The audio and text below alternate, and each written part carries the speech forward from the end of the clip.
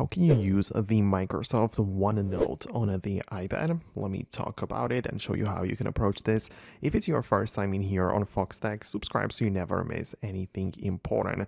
So OneNote is naturally a note-taking app made by Microsoft. So the first step would be to open up the App Store and look it up right there. So it should be freely available to be downloaded. So it shouldn't really be an issue, right? So just go ahead and look it up like this. Just type in OneNote and download it as any other application. Once you open up the app for the first time, you're going to be greeted with this user interface. So it's very likely going to be empty and nothing is going to be there. So what we need to do is at first sign in with our existing Microsoft account. So what we have the ability to do is to click on the settings in at the top right, and you can see we have the sign in option. So you can click there and essentially sign in with your existing Microsoft account.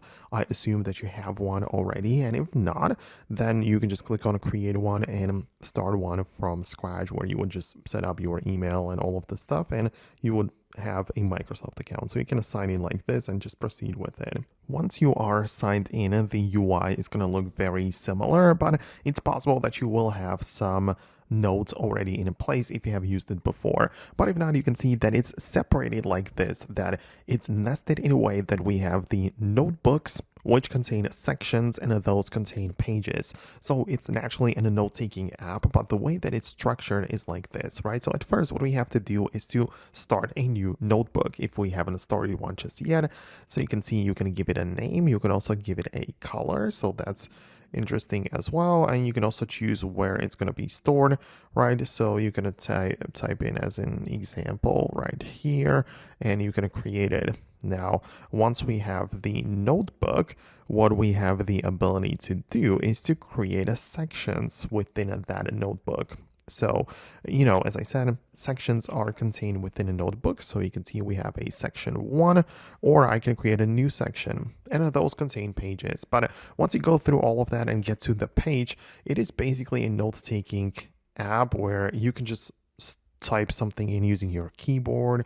You can add different effects and like highlight stuff and write in the different styles and change the font and the size and all of those things, right? You can even click on the draw and literally use Apple Pencil or finger to draw in it. So it's basically a note-taking app, but that is how you get to set it up and structure the whole thing. And of course, you get the features like inserting a picture or a table, right? So it's kind of similar to the Microsoft Word in a sense, because you also have like a blank page and you type stuff in, but it's more of a note thing and it's stored and structured this way. So I hope it helps.